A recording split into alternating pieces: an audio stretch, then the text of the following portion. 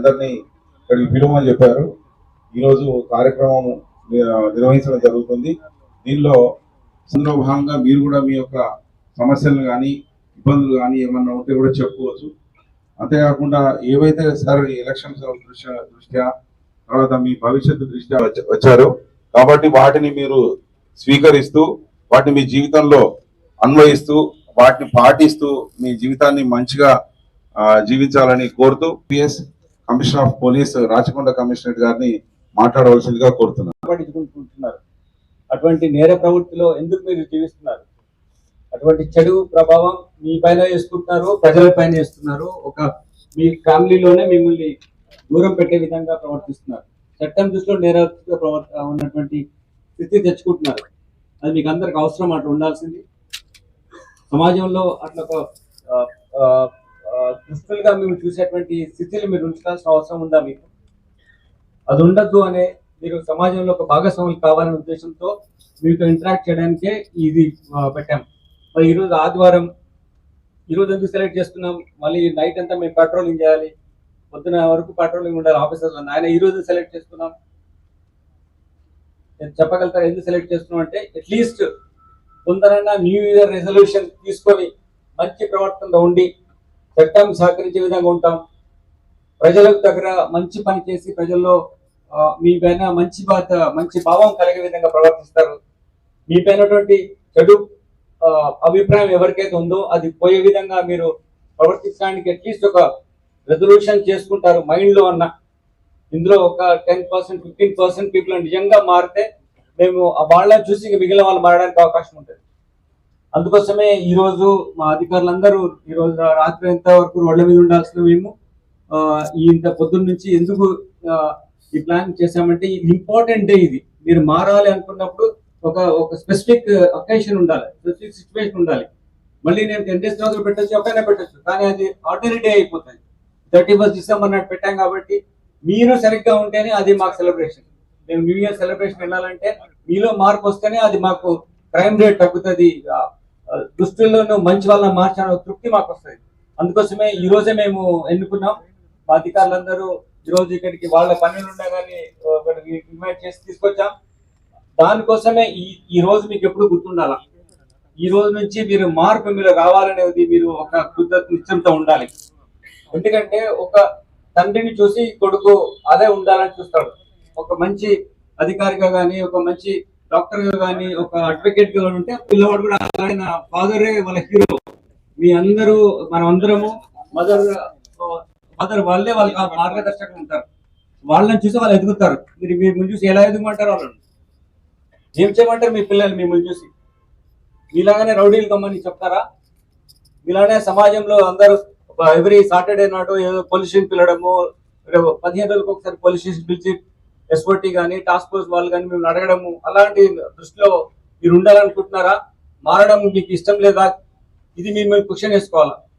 ఇందులో 115 మంది కొంచెం హార్డ్ కోర్ ఉన్నారు. 486 మంది రౌడీ షీటర్స్ లో 115 మంది చాలా హార్డ్ కోర్ రౌడీ షీటర్స్ గా మా దగ్గర లిస్ట్ లో ఉన్నారు.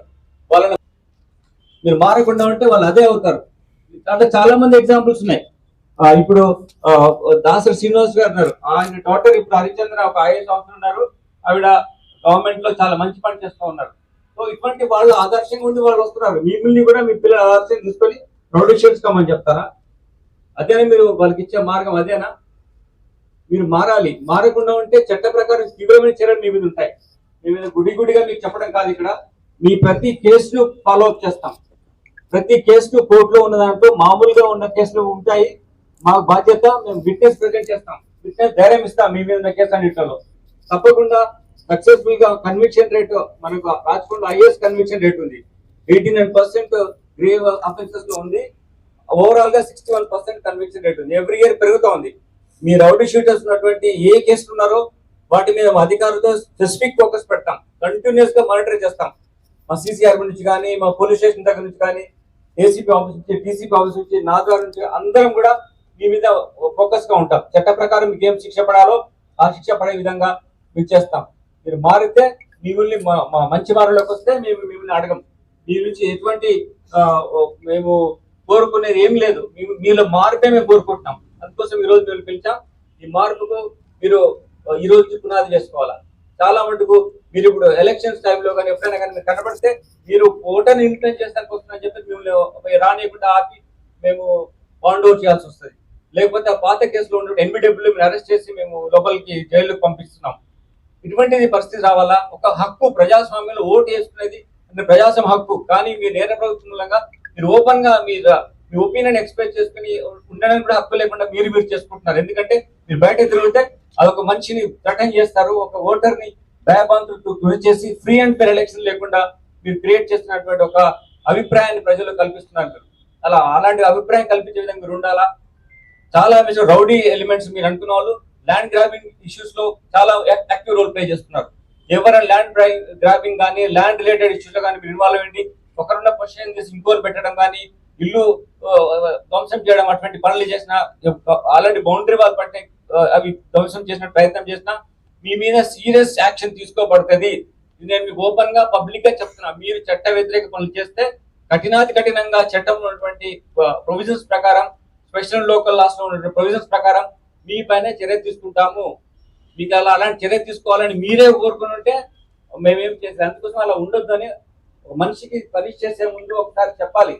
మిమ్మల్ని మార్గం మంచిగా వచ్చేస్తే మాకు సంతోషం. మిమ్మల్ని శిక్షించాల్సిన అవసరం లేదు.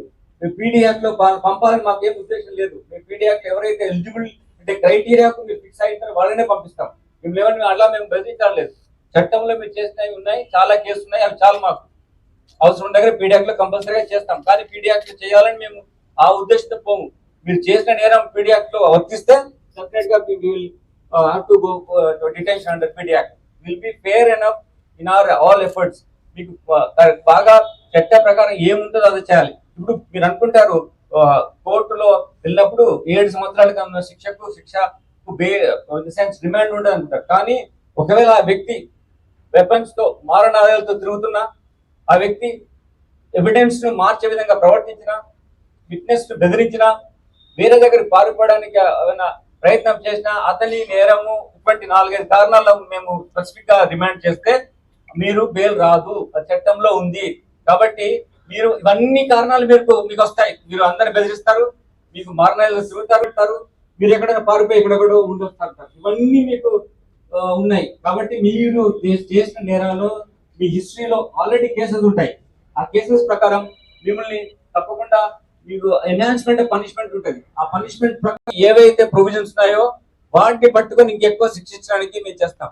ఈ కారణం మీకు చెప్పాను. ఒక మంచి తండ్రి, మంచి అధికారం ఉన్నప్పుడు వాళ్ళ పిల్లలు ఎలా సివిల్ సర్వెంట్స్ అయినారు, పోలీస్ అధికారులు ఉంటారు. మా చాలా మంది పోలీస్ అధికారుల పిల్లలు పోలీస్ ఆఫీసర్స్ అయినారు, కానిస్టేబుల్ ఆఫీసర్ పిల్లలు కానిస్టేబుల్ ఆఫీసర్ అయినారు. వాళ్ళ తండ్రే వాళ్ళకు హీరోగా ఉంటాడు. అదే ప్రొఫెషనల్ ఎలా చూస్తారు. డాక్టర్ ఉన్న వాళ్ళ పిల్లలు చాలా మంది డాక్టర్స్ అయినారు.